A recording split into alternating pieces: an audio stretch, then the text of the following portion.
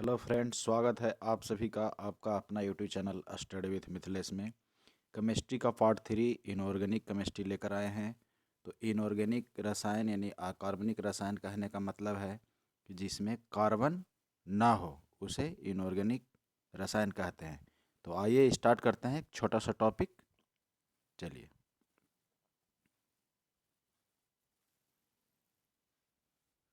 पहला क्वेश्चन है, भूपर्पटी पर द्रव्यमान प्रतिशत के रूप में निम्नलिखित में से कौन एक सर्वाधिक मात्रा में पाया जाता है। तो देखिए, सर्वाधिक मात्रा में भूपर्पटी पर पाया जाता है वो है हमारा ऑक्सीजन। तो इसका सही उत्तर हो गया ऑक्सीजन O2। तो आप जानना चाहेंगे कि कितना परसेंट पाया जाता है। तो ऑक्सीजन पाया जाता है 46.6%, 46.6%। दूसरा सर्वाधिक मात्रा में पाया जाने वाला तत्व है सिलिकन, 27.72। सिलिकन कितना परसेंट पाया जाता है। तो 27.72% पाया जाता है। अगर पूछे कि सबसे अधिक मात्रा में भूपर्पटी पर पाए जाने वाले तत्वों में सबसे अधिक धातुई तत्व कौन पाया जाता है, तो वो पाया जाता है एल्युमिनियम। और एल्युमिनियम पाया जाता है कितना, तो एल्युमिनियम आपको पाया जाता है 1.83%। तो देखिए, सबसे ज़्यादा कौन, तो ऑक्सीजन 46.6। सबसे ज़्यादा धातुई कौन, तो एल्युमिनियम 8.13। इसके बाद धातु में लोहा, फिर कैल्शियम। चलिए नेक्स्ट क्वेश्चन की ओर बढ़ते हैं। दूसरा क्वेश्चन है, लगभग कितने प्रकार के रासायनिक तत्व पृथ्वी पर पाए जाते हैं। तो इसका पहले पूरा एनालिसिस सुनिए, तब आंसर की ओर हम लोग चलते हैं। कुल ज्ञात तत्वों की संख्या जो पीरियोडिक टेबल में हम लोग देखते हैं, कुल 118 तत्व हैं। कितने, 118। तो कुल तत्वों की संख्या जो हम लोग ज्ञात है वो है 118। 118 तत्व में से जो प्रकृति में पाए जाते हैं वो है 94। 94 प्रकृति में पाए जाते हैं। जबकि कृत्रिम विधि निर्माण से हम लोग बनाए हैं 24 तत्वों को, खुद वैज्ञानिकों ने बनाया है।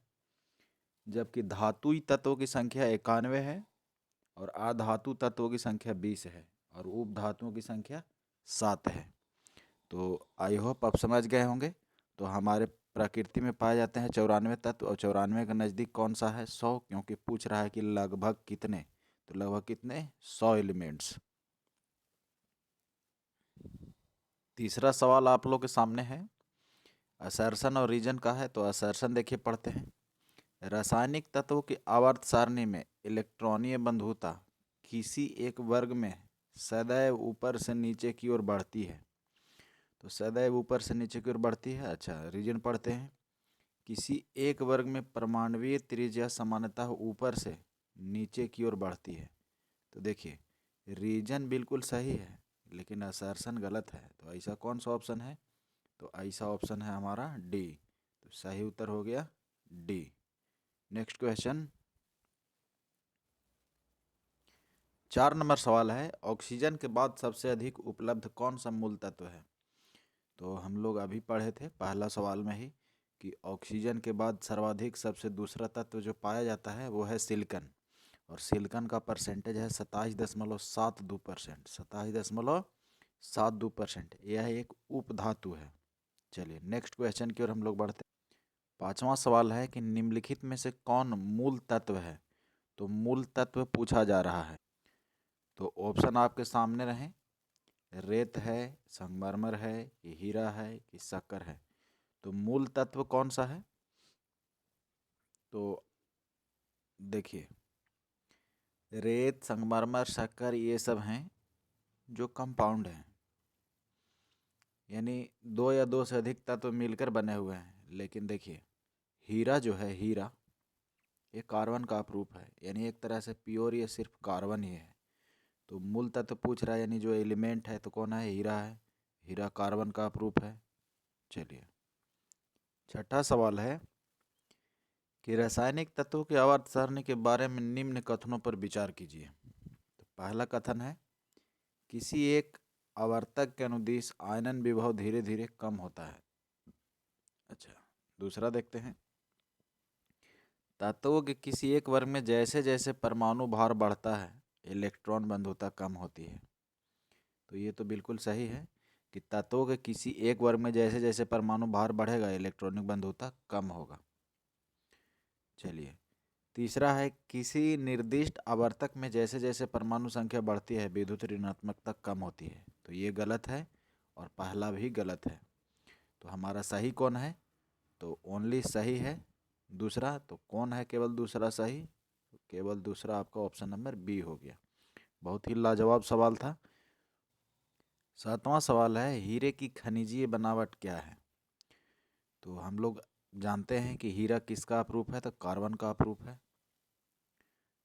तो हीरा खनिजीय बनावट किसका है? तो कार्बन का है। तो सही उत्तर हो गया हमारा हीरा बार बार आ रहा है तो हीरा के बारे में हम लोग जानते हैं।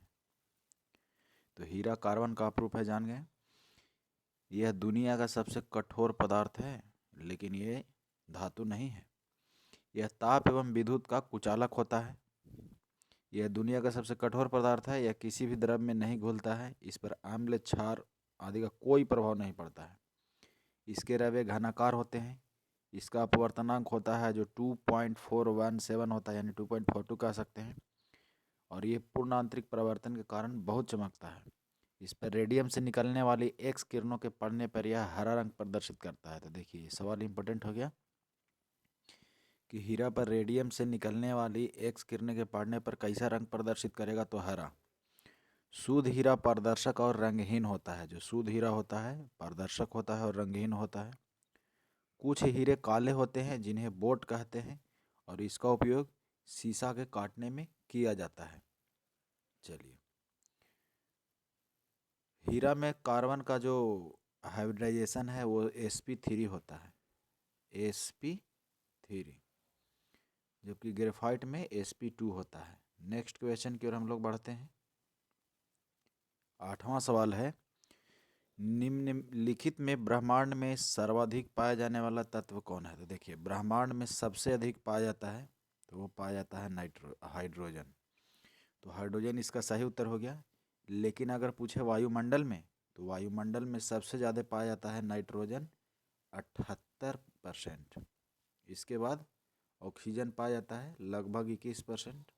चलिए, और कार्बन डाइऑक्साइड पाया जाता है 0.03%। नेक्स्ट क्वेश्चन की ओर हम लोग बढ़ते हैं। 9 नंबर सवाल है भूपर्पट्टी में सर्वाधिक पाया जाने वाला तत्व कौन है? तो देखिए भूपर्पट्टी में सर्वाधिक पाया जाने वाला जो तत्व है वो है ऑक्सीजन। ऑक्सीजन कितना परसेंट पाया जाता है? तो 46.6%। ठीक है। लेकिन अगर पूछे सामान्य शरीर में नहीं, मानव शरीर में सबसे ज़्यादा कौन सा तत्व पाया जाता है? तो वो भी है ऑक्सीजन, लेकिन वो परसेंटेज चेंज हो जाएगा। कितना परसेंट? तो 65%। मानव शरीर में दूसरा सर्वाधिक मात्रा में पाया जाने वाला तत्व कौन है? तो वह है कार्बन 18%। फिर उसके बाद हाइड्रोजन 10%। लेकिन अगर पूछा जाए कि मानव शरीर में सबसे अधिक मात्रा में पाया जाने वाला धातुई तत्व कौन है? तो मानव शरीर में धातुई तत्व जो सबसे ज़्यादा पाया जाता है वो है कैल्शियम, ओनली 2%। तो एक छोटा सा ये टॉपिक था जिसमें सिर्फ 9 ही सवाल थे। मिलते हैं अगले टॉपिक में। इसी तरह का डेली एक एक टॉपिक आता रहेगा। फिजिक्स, केमिस्ट्री, बायोलॉजी सारा ख़त्म करेंगे। साइंस ख़त्म होने के बाद हिस्ट्री, ज्योग्राफी, पॉलिटी भी लाया जाएगा। तो आज इतना ही। जय हिंद, जय भारत, धन्यवाद।